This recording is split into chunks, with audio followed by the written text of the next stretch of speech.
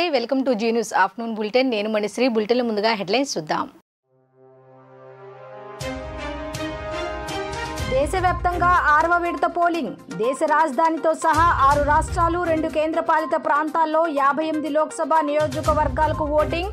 తమ ఓటు హక్కును వినియోగించుకున్న రాష్ట్రపతి ద్రౌపది ముర్ము, విదేశాంగ శాఖ మంత్రి జయశంకర్, ఏఐసిసి నేతలు సోనియా, రాహుల్ గాంధీలు, ఢిల్లీ సీఎం కేజ్రీవాల్ సాధారణ ఓటర్లు. రుమాల్ తుఫాన్ ఎఫెక్ట్తో ఏపీలో కురుస్తున్న వర్షాలు. నగరంలో ఉదయం నుంచి చిరుజల్లులతో కూడిన ఓ మోస్తరు వర్షాలు. జలమయమైన లోతట్టు ప్రాంతాలు. పవన్ కళ్యాణ్ కు బీజేపీ బిగ్ ఆఫర్. ఏపీలో ఎన్డీఏ కూటమి వస్తే డిప్యూటీ సీఎం, లేని పక్షంలో మోదీ క్యాబినెట్లో సహాయ మంత్రి పదవి ఇవ్వాలనే ఆలోచనలో బీజేపీ అధిష్టానం.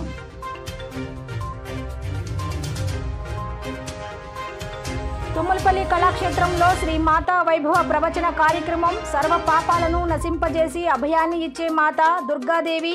ఆ దుర్గాదేవిని ఆరాధించిన భక్తుల జన్మ ధన్యమని ప్రబోధించిన ప్రవచనకర్త చాగంటి కోటేశ్వరరావు. దేశవ్యాప్తంగా ఈరోజు ఉదయం 6వ విడత పోలింగ్ ప్రారంభమైంది. దేశ రాజధాని ఢిల్లీ సహా 6 రాష్ట్రాలు 2 కేంద్రపాలిత ప్రాంతాల్లో 58 లోక్సభ నియోజకవర్గాలకు ఓటింగ్ జరుగుతోంది.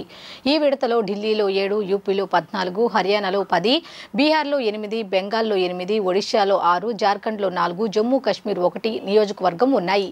ఈ విడతలో పోటీ చేస్తున్న ప్రముఖుల్లో మనోజ్ తివారీ, కంతయ్య కుమార్, మేనకా గాంధీ, మనోహర్ లాల్ ఖట్టర్, అభిజిత్ గంగోపాధ్యాయ, మెహబూబా ముఫ్తీ, నవీన్ జిందాల్, రావ్ ఇంద్రజిత్ సింగ్, రాజ్ బబ్బర్, సంబిత్ పాత్ర, ధర్మేంద్ర ప్రధాన్ తదితరులు ఉన్నారు. జూన్ 1న జరిగే ఆఖరి దశ పోలింగ్తో ఎన్నికల ప్రక్రియ ముగుస్తుంది.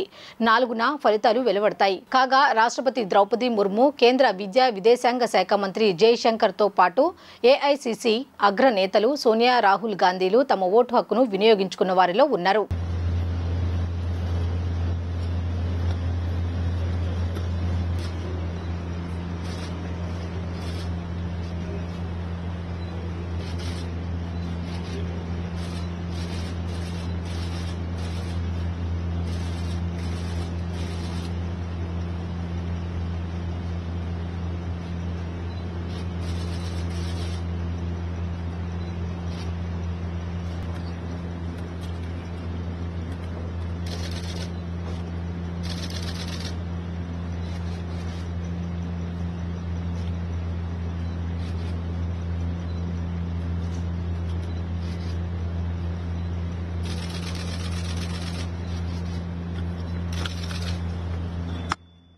విజయవాడలో తెల్లవారుజాము నుంచి నగర వ్యాప్తంగా భారీగా దట్టమైన మేఘాలు అలుముకున్నాయి. ఒక్కసారిగా నగర వ్యాప్తంగా భారీ వర్షం కురుస్తోంది.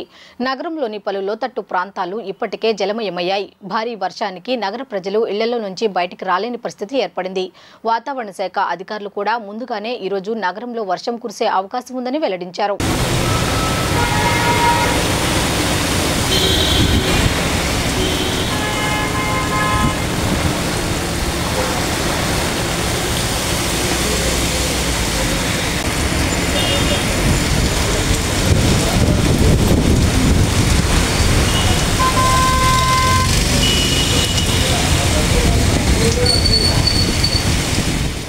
సకల చరాచర సృష్టికి మూల కారణం జగన్మాత అని ప్రముఖ ఆధ్యాత్మిక ప్రవచనకర్త బ్రహ్మశ్రీ చాగంటి కోటేశ్వరరావు పేర్కొన్నారు.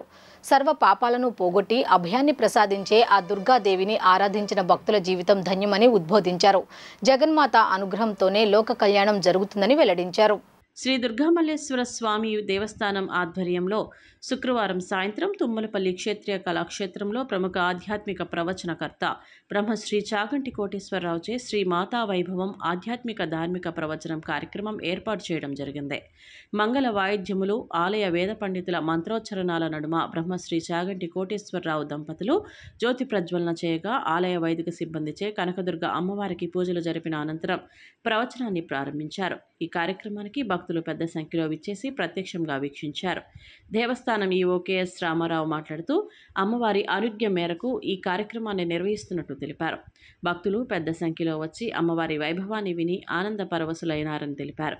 రెండవ రోజు శనివారం ప్రవచనాలు జరుగుతాయని చెప్పారు. ఈ కార్యక్రమంలో హైకోర్టు న్యాయమూర్తులు జస్టిస్ శ్రీనివాస్, జస్టిస్ జ్యోతిర్మయ్, దేవాదాయ శాఖ కమిషనర్ ఎస్ సత్యనారాయణ, ఐఏఎస్ దంపతులు, దేవాదాయ శాఖ జాయింట్ కమిషనర్ ఆజాద్, పలువురు నగర ప్రముఖులు పాల్గొన్నారు. సూర్యోదయం అవగానే చీకటి ఎలా తొలగిపోతుందో, నిద్ర లేవగానే ప్రభాత కాలంలో ఒక్కసారి దుర్గా అంటే చాలట, ఆమె తిరిగి చూస్తుంది. ఒక్కసారి ఆమె చూస్తే ఆమె సమస్త గుణములకు నిధి. ఆమె చేసే పని ఏది అంటే ఆపద వచ్చి గ్రసించకుండా కాపాడుతుంది. ఆపద అన్న మాటకు అర్థం ఏమిటి అంటే, మనం చేసినటువంటి పాపపుణ్యములు ఉంటాయి. సనాతన ధర్మానికి ప్రాణప్రదమైన సిద్ధాంతం పునర్జన్మ. ఎవరు చేసిన కర్మ వారు అనుభవించవలసిందే. ఆ చేసిన పాపపుణ్యములను ఈ జన్మలో అనుభవించడానికి కొన్నిటిని ఈశ్వరుడు మనకి వ్రాసి పెట్టి ఉంచుతాడు. ఎప్పుడు ఏదొస్తోందో ఎవరికి తెలుసు? ఏ కష్టం వస్తోందో తెలియదు, ఏ సుఖం వస్తోందో తెలియదు. సుఖం వస్తే భరిస్తాం, కష్టం వస్తే భరించలేం. ఏది మన ప్రయత్నం చేత గట్టెక్కలేమో దానిని ఆపద అంటారు. కొన్ని కష్టాలు వస్తాయి. ఆ కష్టాలు యథార్థానికి మన యొక్క ప్రయత్నంతో గట్టెక్కించు. అంటే అవి కొంత కష్టపెట్టి తొలగిపోతాయి. ఉదాహరణకి ఏదో అనారోగ్యం వచ్చిందనుకోండి, జ్వరం వచ్చింది, కొంత ద్రవ్యం పోయింది, ద్రవ్యం ఖర్చు పెట్టాడు, కొన్నాళ్ళు అన్నం తినడానికి అవకాశం లేదు, మంచాన పడుకున్నాడు, నిత్యకృత్యాలు చేయలేకపోయాడు, కొంత సుఖాన్ని పోగొట్టుకున్నాడు, దుఃఖం అనుభవించాడు, జ్వరం తగ్గిపోయింది. ఆపద అట్లా కాదు. ఆపద ఏ కారణము చేత, మీ ప్రయత్నము చేత మీరు తొలగించుకోలేకపోతే ఆపద అంటారు. ఏపీ సార్వత్రిక ఎన్నికల్లో తాము 175 స్థానాల్లో గెలుస్తున్నామని మంత్రి బొత్స సత్యనారాయణ ధీమా వ్యక్తం చేశారు. జూన్ 9న విశాఖపట్నంలో జగన్ ముఖ్యమంత్రిగా ప్రమాణ స్వీకారం చేస్తున్నారని ఉద్ఘాటించారు. విజయనగరం జిల్లాలో మరోసారి 9కి 9 గెలుస్తున్నామని ధీమా వ్యక్తం చేశారు. తాము గత ఎన్నికల్లో ఇచ్చిన హామీల కన్నా ఎక్కువగానే అమలు చేశామని బొత్స సత్యనారాయణ మీడియా సమావేశంలో తెలిపారు. వృద్ధులకు పింఛన్లు ఇవ్వొద్దని లేఖ రాసి వారి ప్రాణాలను టీడీపీ పొట్టన పెట్టుకుందని ఆరోపించారు. ధనవంతులు, బలవంతులు, డబ్బున్న వారే చంద్రబాబుకు కావాలని విమర్శించారు. 8 ప్రాంతాల్లో వైసీపీ అరాచకాలు చేస్తే మిగతా చోట్ల ఎవరు చేశారు అని ప్రశ్నించారు. ఏ ప్రాంతాల్లో పోలీస్ ఉన్నతాధికారులను బదిలీ చేశారో అక్కడే హింసాత్మక ఘటనలు జరిగాయన్నారు. టెక్కల్లో టీడీపీ నాయకులు వైసీపీ ఏజెంట్లపై దాడి చేశారని మండిపడ్డారు. టీడీపీ అధినేత ఎన్నికలైన దగ్గర నుంచి కనిపించడం లేదని, ఆయన ఎక్కడున్నారో ఎవరికి తెలియదని ఎద్దేవా చేశారు. జనసేన అధినేత పవన్ కళ్యాణ్ ఎక్కడికి వెళ్ళాడో కూడా తెలియదని మంత్రి బొత్స సత్యనారాయణ పేర్కొన్నారు. మేమైతే పూర్తి విశ్వాసంతో మా పార్టీ వస్తుందని 9వ తేదీ నాడు గౌరవ ముఖ్యమంత్రిగా మళ్ళీ జగన్మోహన్ రెడ్డి గారు విశాఖపట్నంలో ప్రమాణ స్వీకారం చేస్తారు. సమయం తేదీని కూడా నిర్ణయించాం. మీరు అడగచ్చు, ఏంటి సార్ అంత నమ్మకమని. ఎస్, 5 సంవత్సరాలు ఏదైతే ప్రజలతో మమేకమై ప్రజా అవసరాలు ఏమున్నాయో వాటికి అనుగుణంగా వారి జీవన ప్రమాణాలు పెరిగే విధంగా చేసిన ప్రతి కార్యక్రమం, తీసుకున్న ప్రతి నిర్ణయం వారి తాలూకా ఆర్థిక పరిస్థితి మెరుగుపడమే కాకుండా సమాజంలో, సంఘంలో ఒక గౌరవాన్ని కూడా ప్రతి సామాన్య పౌరుడికి వచ్చింది. ముఖ్యంగా మహిళలకి పెద్ద ఎత్తున అభిమానాన్ని గత ప్రభుత్వంలో చంపుకునే పరిస్థితులు ఉండేవి. ఇప్పుడు వాళ్ళకి ఆ పరిస్థితులు లేకుండా ఆత్మాభిమానం పెంపొందించుకుంటూ వారి పిల్లల్ని చక్కగా చదివించుకునే పరిస్థితులతో పాటు వారి విధానంలో కూడా మార్పులు వచ్చాయి. ఇది మాటల్లో కాదు, ఏ సూచిక తీసుకున్నా అన్ని సూచికలు కూడా ఇంతకుముందు దేశంలో 17, 18, 19 స్థానాలు ఉన్న జీడిపి కానీ, పర్ క్యాపిటల్ ఇన్కమ్ కానీ, ఏదో పావర్టీలో ఉన్న రిలేషన్ కానీ అన్నీ కూడా ఇప్పుడు 3, 4, 5 స్థానాల్లోకి. రాష్ట్రంలో ఏ పార్టీ అధికారంలోకి వస్తుందనేది ఉత్కంఠగా మారుతోంది. అయితే ఫలితాల కంటే ముందుగానే పవన్ కళ్యాణ్కు బీజేపీ 2 ఆఫర్లను ఇచ్చినట్లు తెలుస్తోంది. రాష్ట్రంలో కూటమి అధికారంలోకి వస్తే పవన్ కళ్యాణ్ డిప్యూటీ సీఎం కావటం ఖాయంగా కనిపిస్తోంది. లేదా కూటమికి అధికారం దక్కకపోతే పవన్ను కేంద్రంలోని మోదీ కేబినెట్లో సహాయ మంత్రిని చేయాలని ఆ పార్టీ అధిష్టానం ఆలోచిస్తున్నట్లు సమాచారం. ఢిల్లీ సీఎం అరవింద్ కేజ్రీవాల్ కీలక వ్యాఖ్యలు చేశారు. రాబోయే అసెంబ్లీ ఎన్నికల వరకు తాను జైల్లో ఉన్నట్లయితే ఆమ్ ఆద్మీ పార్టీ ఢిల్లీలో ఉన్న మొత్తం 70 స్థానాల్లో గెలుస్తుందని అన్నారు. తాజాగా ఓ వార్తా సంస్థకు ఇచ్చిన ఇంటర్వ్యూలో ఆయన మాట్లాడారు. తమ ఎమ్మెల్యేలందరినీ జైల్లో నిర్బంధించి ఎన్నికలు జరపాలంటూ కేంద్ర ప్రభుత్వానికి ఆయన సవాలు చేశారు. ప్రజలు అమాయకులని బీజేపీ పాలకులు భావిస్తున్నారంటూ పేర్కొన్నారు. ఢిల్లీ ప్రజలే కమలం పార్టీకి ధీటుగా సమాధానం ఇస్తారంటూ చెప్పుకొచ్చారు. అయితే లిక్కర్ స్కామ్ కేసుకు సంబంధించి జైల్లోకి వెళ్లినా కూడా ముఖ్యమంత్రి పదవికి ఎందుకు రాజీనామా చేయలేదని విలేకరి ప్రశ్నించారు. దీనికి కేజ్రీవాల్ స్పందిస్తూ, ఒకవేళ తాను రాజీనామా చేస్తే ఆ తర్వాత బెంగాల్లో మమతా బెనర్జీ, కేరళలో పినరై విజయన్, తమిళనాడులో స్టాలిన్ ఇలా విపక్ష ముఖ్యమంత్రులను కూడా మోదీ ప్రభుత్వం లక్ష్యం చేసుకుంటుందని అన్నారు. విపక్ష నేతలను అరెస్ట్ చేసి ప్రభుత్వాలను కూల్చివేయాలని బీజేపీ కోరుకుంటుందని కేజ్రీవాల్ అన్నారు. తనకు పదవిపై ఆశ లేదని, తాను రాజీనామా చేస్తే అది ప్రజాస్వామ్యానికి చేటు చేస్తుందని చెప్పారు. మురికివాడల్లో పనిచేయడం కోసం తాను ఆదాయ పన్ను శాఖ కమిషనర్ పదవిని కూడా వదులుకొని రాజీనామా చేశానని చెప్పుకొచ్చారు. ఇదంతా కూడా తమ పోరాటంలో భాగమని, ఈసారి కూడా తాను ముఖ్యమంత్రి పదవి నుంచి వైదొలగనని క్లారిటీ ఇచ్చారు. शराब घोटाला हो गया। इन्होंने मेरे को गिरफ्तार कर लिया, संजय सिंह को गिरफ्तार कर लिया, मनीष सिसोदिया को गिरफ्तार कर लिया, 500 से ज्यादा रेड मार ली पूरे देश के अंदर, पता नहीं और कितने लोगों को गिरफ्तार कर दिया। कहते हैं 100 करोड़ रुपए की रिश्वत ली हम लोगों ने, और अभी थोड़े दिन पहले बोले 1100 करोड़ का घोटाला है। एक बड़ा प्रश्न ये उठता है कि अगर 100 करोड़ का 1100 करोड़ का घोटाला है तो कहीं पैसा रखा तो होगा कहीं पे। इन्होंने 500 से ज्यादा रेड मार ली, कहीं इनको एक चवन्नी नहीं मिली। हमने कहीं खर्च तो किया होगा। इन्होंने इतनी रेड मार ली, कहीं कोई खर्चे का हिसाब किताब नहीं मिला। इस 100 करोड़ का 1100 करोड़ का कोई ज्वेलरी खरीदी होगी, जमीन खरीदी होगी, प्रॉपर्टी खरीदी होगी, कहीं कैश मिलेगा, कहीं बैंक अकाउंट, कहीं कुछ नहीं मिला, एक धेला नहीं मिला कहीं पे। कल प्रधानमंत्री जी से एक इंटरव्यू में ये सवाल पूछा गया कि जी केजरीवाल कह रहा है कि इस पूरे तथाकथित शराब घोटाले में कोई सबूत नहीं मिला, कोई पैसा नहीं मिला। प्रधानमंत्री जी ने जो कहा वो आप सब लोगों को चौंका देगा। प्रधानमंत्री जी ने कहा कि सबूत इसलिए नहीं मिला, रिकवरी इसलिए नहीं हुई, कोई भी पैसा इसलिए नहीं मिला क्योंकि केजरीवाल अनुभवी चोर है। तो पूरे देश के सामने कल प्रधानमंत्री जी ने कबूल किया कि शराब घोटाले में उनके पास कोई सबूत नहीं है, शराब घोटाले में उनके पास कोई रिकवरी नहीं है, किसी तरह का कोई एक नया पैसा रिकवर नहीं हुआ।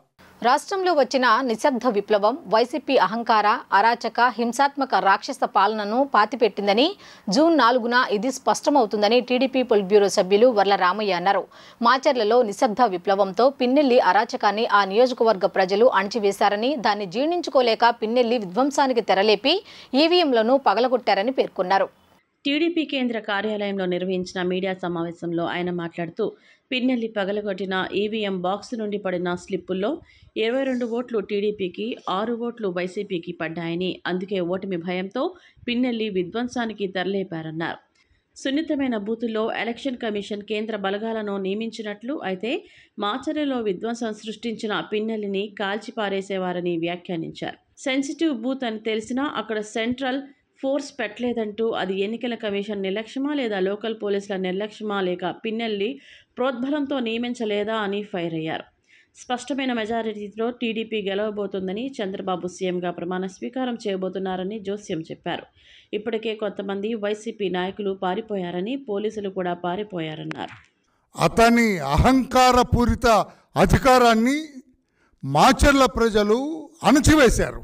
ఈ విషయం అర్థమైంది అతనికి.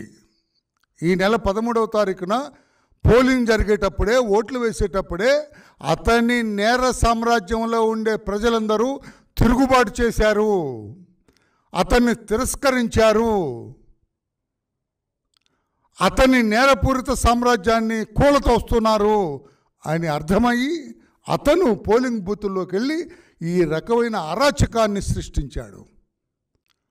పోలింగ్ బూత్లోకి వెళ్ళి ఎంతో ధైర్యంగా, ఎన్నడూ జరగని రీతిలో ఈవీఎం బాక్సులు ఉన్నాయో వాటిని పగలగొట్టాడు అతను.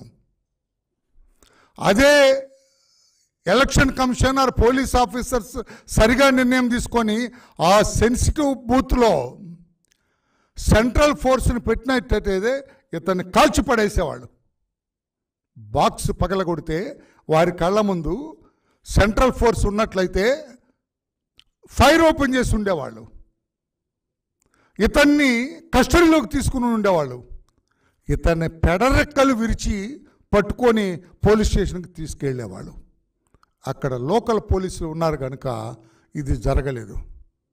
మేము ఎలక్షన్ కమిషన్ అదే అడిగాము నిన్న, మీరు సెంట్రల్ ఫోర్స్ ఎందుకు పెట్టలేదు? ఎప్పుడైతే అది సెన్సిటివ్ బూత్ కింద డిక్లేర్ చేయబడిందో, ఎప్పుడైతే ఆ కాన్స్టిట్యుయెన్సీ సెన్సిటివ్ కాన్స్టిట్యుయెన్సీ కింద నిర్ణయించబడిందో అప్పుడే మీరు సెంట్రల్ ఫోర్స్ని ఆయా బూతుల్లో పెట్టుండాలా. భారతదేశ కీర్తి పతాకాన్ని ప్రపంచ వీధుల్లో ఎగురవేసి తెలుగువారు చరిత్ర సృష్టిస్తున్నారు. తాజాగా భారత సంతతికి చెందిన జయా బాడిగా అమెరికాలోని కాలిఫోర్నియా శాక్రమెంటో కోర్టులో జడ్జిగా నియమితులయ్యారు. అయితే ఆమె ప్రమాణ స్వీకారం ప్రస్తుతం హాట్ టాపిక్గా మారింది. కాలిఫోర్నియా కోర్టులో న్యాయమూర్తిగా జయ నియమితులయ్యారు. అయితే ఇలాంటి అత్యున్నత పదవి అలంకరించిన తొలి తెలుగు మహిళగా జయ చరిత్ర సృష్టించారు. అయితే ఆమె ప్రమాణ స్వీకారం కూడా ఓ సంచలనంగా మారింది. భారతీయ మూలాలు ఉన్న ఆమె సంస్కృత శ్లోకాలు పఠిస్తూ జడ్జిగా ప్రమాణ స్వీకారం చేశారు. అయితే ఈ సంఘటన అక్కడ ఉన్న పలువురిని ఆశ్చర్యపోయేలా చేసింది. అంతేకాకుండా ఆమె సభను ఉద్దేశించి మాతృభాషలో మాట్లాడారు. ఎక్కడికి వెళ్ళినా మన మూలాలు మర్చిపోవద్దనే విషయాన్ని ఆమె చాటి చెప్పారు. జయ బాడీగా సభను ఉద్దేశించి మాట్లాడుతూ ప్రపంచవ్యాప్తంగా 80 మిలియన్లకు పైగా మాట్లాడే భాష అయిన తెలుగులో మీ అందరికీ హృదయపూర్వక స్వాగతం అని పలికారు. ఆమె ప్రసంగం పూర్తయిన తర్వాత అక్కడ ఉన్న వారంతా ఆమెను ప్రశంసించారు. ఏపీలోని విజయవాడలో పుట్టిన జయ బాడీగా హైదరాబాద్లో పెరిగారు. ఆ తర్వాత కుటుంబంతో కలిసి అమెరికా వెళ్ళి అక్కడ స్థిరపడ్డారు. అక్కడే ఆమె న్యాయ విద్యను అభ్యసించారు. అయితే ఆమె గత 2 ఏళ్లుగా కమిషనర్గా సేవలందించిన కోర్టులోనే జడ్జిగా నియమితులయ్యారు. Good afternoon, everyone. మీ అందరికీ నా హృదయపూర్వక స్వాగతం. This is wishing you all a heartfelt welcome in my native language, Telugu, spoken by about 80 million plus people worldwide, and the first time that Telugu has been spoken in such an august occasion in Sacramento Superior Court.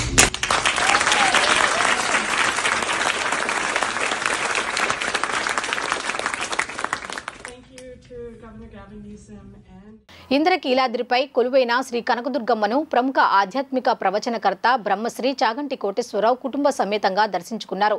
Shri Durga Malleswara స్వామివారి దేవస్థానం ఆధ్వర్యంలో విజయవాడ తుమ్మలపల్లి కళాక్షేత్రంలో చాగంటి కోటేశ్వరరావుతో 2 రోజుల పాటు శ్రీ మాతా వైభవం ప్రవచన కార్యక్రమం నిర్వహిస్తున్నారు. ఈ కార్యక్రమంలో నిన్న నగరానికి విచ్చేసిన ఆయన అమ్మవారిని దర్శించుకున్నారు. ఇంద్రకీలాద్రికి విచ్చేసిన ఆయనకు దుర్గగుడి ఈవో కెఎస్ రామారావు, ఆయనతో పాటు పండితులు వేద మంత్రోచ్చరణలు, మంగళ వాయిద్యాలతో స్వాగతం పలికారు.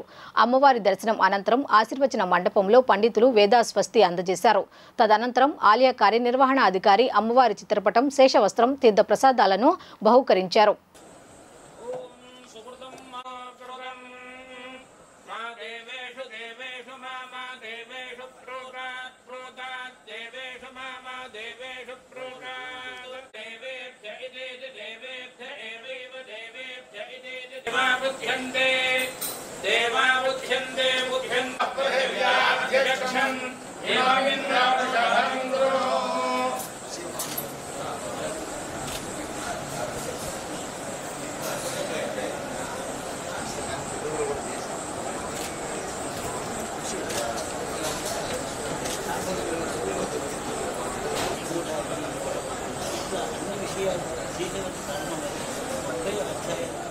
జగన్ రెడ్డికి ఓటమి భయం పట్టుకుందని, అందుకే రాష్ట్రంలో అరాచకం సృష్టించి ఎలాగైనా ఎన్నికల్లో గెలవాలని ప్లాన్ చేశాడని శాసనమండలి సభ్యులు మహమ్మద్ ఇక్బాల్ విమర్శించారు. 2019లో చంద్రబాబు ప్రజల తీర్పును ఆమోదించారు. జూన్ 4న బాక్సులు బద్దలయ్యేలా ప్రజా ఆమోదంతో టీడీపీ అఖండ మెజార్టీతో గెలవబోతోందన్నారు. మంగళగిరి టీడీపీ జాతీయ ప్రధాన కార్యాలయంలో ఆయన శుక్రవారం మీడియా సమావేశంలో మాట్లాడారు. 2019లో ప్రశాంత వాతావరణంలో ఎన్నికలు జరిగాయి. ఎక్కడా కూడా గులకరాళ్ల దాడి జరగలేదు. కోడికత్తి పోట్లు లేవు. ప్రతిపక్షంలో ఉన్న జగన్ పాదయాత్ర నిర్వహించినా, ఎక్కడికి వెళ్లినా ఎక్కువ భద్రతను అప్పటి చంద్రబాబు ప్రభుత్వం కల్పించింది. నేడు జగన్ రెడ్డి, ఆయన తొత్తులు ప్రజాస్వామ్యాన్ని అవహేళన చేస్తూ గెలిపే లక్ష్యంగా టీడీపీ నేతలపై దాడులు, హింసకు తెగబడ్డారన్నారు. పల్నాడు, తిరుపతి, చంద్రగిరి, నరసరావుపేటలతో పాటు చాలా చోట్ల విధ్వంసం, రక్తపాతం సృష్టించారని ఆరోపించారు. పిన్నెల్లి అరాచకం ప్రజలందరూ చూసినా గుర్తు తెలియని వ్యక్తులను 324 కేసు పెట్టడం దారుణం. వెంటనే 307 కేసు పెట్టి ఉంటే పిన్నెల్లికి బెయిల్ వచ్చేది కాదు. వైసీపీ గూండాల అరాచకంతో శేషగిరిరావు ఊరు విడిచి పొలాల్లో ఉంటున్న పరిస్థితి నెలకొంది. శేషగిరిరావును హత్య చేయాలని చూసినా కేసు పెట్టలేదు. మాచర్లలో ప్రజలు భయాందోళనలో ఉన్నారని ఇక్బాల్ చెప్పారు. పిన్నెల్లి దౌర్జన్యంగా 74 పంచాయతీలను ఏకగ్రీవం చేసుకున్నారు. ఎస్సీ, ఎస్టీ, మైనార్టీలపై దాడులకు తెగపడ్డారు. వైసీపీ దాడులతో 100 ముస్లిం కుటుంబాలు సొంత ఊరు విడిచిపోయారని పేర్కొంటూ బీసీ వ్యక్తి చంద్రయ్యను సినిమా తరహాలో దారుణంగా గొంతుకోసి చంపారు. పిన్నెల్లి రామకృష్ణ మంత్రి పదవి ఆశించి రాకపోవడంతో జగన్ రెడ్డి పిన్నెల్లికి ఫ్రీ హ్యాండ్ ఇచ్చారు. దీంతో పిన్నెల్లి ఇష్టానుసారంగా దోచుకున్నాడు. దాదాపు 2000 కోట్లు కొల్లగొట్టారు. నియోజకవర్గంలో రెచ్చిపోయాడు. అడ్డు అదుపు లేకుండా బరితెగించి ప్రవర్తించాడు. తెలంగాణ బోర్డర్లో చెక్ పోస్టులు పెట్టి కమిషన్లు దండుకున్నాడని తెలిపారు. పిన్నెల్లి రామకృష్ణారెడ్డి గారు అందరూ చూశారు. ఆయన ఏ విధంగా ఆ పోలింగ్ స్టేషన్లోకి వెళ్ళడం, దౌర్జన్యంగా ప్రవర్తించడం, బాక్సును పగలగొట్టడం, తర్వాత నంబూరి శేషగిరిరావు మీద తర్వాత గొడ్డలి దాడి, చాలా విచిత్రంగా గుర్తు తెలియని వ్యక్తులు అని చెప్పడం. అంటే వ్యవస్థ ఎంత నిర్వీర్యమైంది, ఏ విధంగా వ్యవస్థలను వాళ్ళు అప్రజాస్వామికంగా నియంత్రించారు అనేది మనకు తెలుస్తూ ఉంది. 324 ఏదో గుర్తు తెలియని వ్యక్తులని పెట్టడం. అప్పుడే 307 పెట్టి ఉంటే, నిన్న 307 సెక్షన్ ఉంటే ఆయన నిన్న కేసులో బెయిల్ కూడా వచ్చేది కాదు. నంబూరి శేషగిరిరావు గారు చెప్తున్నారు, సరే చంద్రబాబు నాయుడు గారు ఆయనకు ఫోన్లో కూడా వచ్చే ధైర్యం చెప్పారు. మేమందరూ వాళ్ళు బయట బతుకుతున్నారు, మేము బయట ఊళ్ళో వదిలి మేము పొలాల్లో దాక్కుంటున్నామని ఇప్పటికీ చెప్తున్నారు వాళ్ళు. అంటే ఎంత అసలు భయకంపితులై ఉన్నారు ఆ ప్రాంతం వాళ్ళు అనేది మనం చూస్తున్నాం. మన పిన్నెల్లి రామకృష్ణారెడ్డి గారి తీరు, ఆయన స్థానిక సంస్థల్లో 77 స్థానిక సంస్థలు పంచాయతీలు జరిగితే 74 ఏకగ్రీవం అందరినీ బెదిరించి, ఇక మరీ ధైర్యం కూడగట్టుకుని ఎవరో 2-3 వచ్చినట్టున్నారు. 74 ఏకగ్రీవం అయ్యాయి. తర్వాత 51 కేసులు అయ్యాయి. SC, ST, SC, BC, minority కుటుంబాల ఆత్మకూరులో అక్కడే ఒక 100 కుటుంబాలు ఊళ్ళో వదిలేసిన పరిస్థితి మనం చూసాం. తర్వాత ఒక బీసీ చంద్రయ్య అనే వ్యక్తిని వాళ్ళు ఏ విధంగా అసలు సినిమా పక్కీలో చంపుతారు. కొన్ని సినిమాల్లో మనం చూస్తున్నాం, విలన్లు ఒక చేయి మీద ఒకరు నిలబడడం, ఇంకొక చేయి మీద ఇంకొక నిలబడడం, 2 కాళ్ళ మీద ఇద్దరు నిలబడడం, ఒకరు చెస్ట్ మీద నిలబడి అడ్డంగా గొంతు కోయడం, గొంతు కోశారు చంద్రయ్య అనే వ్యక్తిని. పొద్దున్నే బీరు తాగుతూ ఓ యువకులు నాగోల్ పిఎస్ పరిధిలోని మత్తుగూడ దారిలో హల్చల్ చేశారు. శుక్రవారం ఉదయం 6 గంటల ప్రాంతంలో వాకింగ్కు వెళ్లే సీనియర్ సిటిజన్లతో వాగ్వాదానికి దిగడంతో వారు పోలీసులకు ఫిర్యాదు చేశారు. నాగోల్ పోలీసులు యువకుడిని అరెస్టు చేశారు. స్థానికుల వివరాల ప్రకారం బండ్లగూడ నుంచి మత్తుగూడ వెళ్లే దారిలో సీనియర్ సిటిజన్లు ఇతరులు వాకింగ్ చేస్తున్న చోటికి యువతి కారులో వచ్చి బీరు తాగడం మొదలుపెట్టారు. కాసేపటికి యువతి సిగరెట్ తాగుతుండగా సీనియర్ సిటిజన్లు వారిస్తూ ఇక్కడ తాగరాదని వెళ్లిపోమని సూచించారు. దీంతో రెచ్చిపోయిన యువతి తీవ్ర పదజాలంతో వారితో వాగ్వాదానికి దిగింది. యువకుడు సైతం వత్తాసు పలికాడు. ఈ ఘటనను ఓ వ్యక్తి సెల్ ఫోన్లో వీడియో తీస్తుండగా వారిద్దరూ అతడితోనూ గొడవ పెట్టుకునేందుకు యత్నించారు. ఎవరినైనా డిస్టర్బ్ చేశామా, ఈ చోటు మీద అంటూ యువతి వాకర్స్ పైకి దూసుకొస్తుండగా యువకుడు ఆమెను వారించాడు. వాకర్స్ బలవంతంగా వారిని కారులోకి ఎక్కించి వెళ్ళిపోమన్నారు. యువతి కారును వేగంగా నడపగా యువకుడు బీరు బాటిల్ను రోడ్డుపైకి విసిరేశాడు. గత కొన్నాళ్లుగా తరచూ వారిద్దరూ ఈ ప్రాంతానికి వచ్చి బీరు తాగి వెళ్తున్నట్లు వాకర్స్ పేర్కొంటున్నారు. ఈ విషయంపై నాగోల్ పోలీసులకు వాకర్స్ ఫిర్యాదు చేశారు. వీడియో క్లిప్ కూడా పోలీసులకు పంపినట్లు సమాచారం. కేసు నమోదు చేసి దర్యాప్తు చేసిన పోలీసులు వారిద్దరిని అరెస్టు చేశారు. పీర్జాదిగూడకు చెందిన అలెక్స్ బోడిచెర్ల, తార్నాకాకు చెందిన ఓ యువతి ఇద్దరు సాఫ్ట్వేర్ ఇంజనీర్లని గుర్తించారు.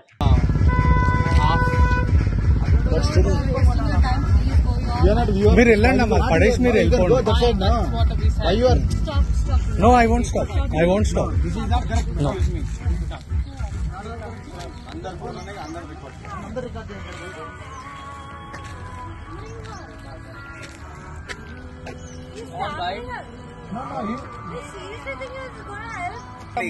అదే మా పిల్లలు అయిన ఉంటే అదే అమ్మ అదే చెప్తున్నా. Let me finish.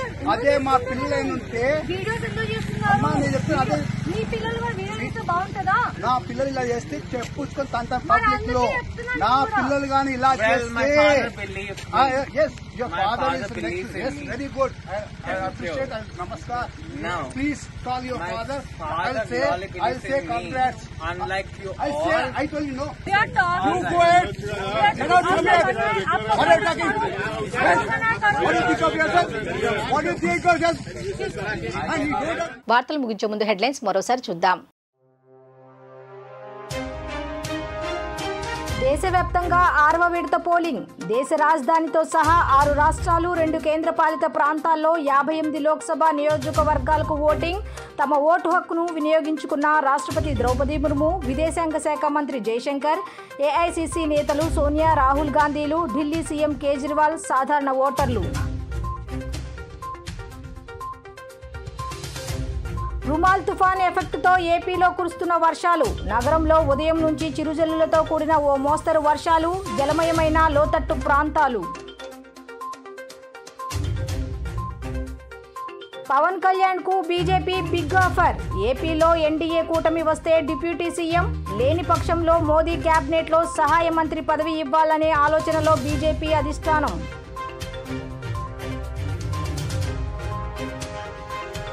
తుమ్మలపల్లి కళాక్షేత్రంలో శ్రీ మాతా వైభవ ప్రవచన కార్యక్రమం. సర్వ పాపాలను నశింపజేసి అభయాన్ని ఇచ్చే మాత దుర్గాదేవి. ఆ దుర్గాదేవిని ఆరాధించిన భక్తుల జన్మ ధన్యమని ప్రబోధించిన ప్రవచనకర్త చాగంటి కోటేశ్వరరావు. ఈ వార్తలు ఇంతటితో సమాప్తం. తిరిగి రాత్రి 7:30 బులెటిన్లో కలుద్దాం. అంతవరకు సెలవు. నమస్కారం.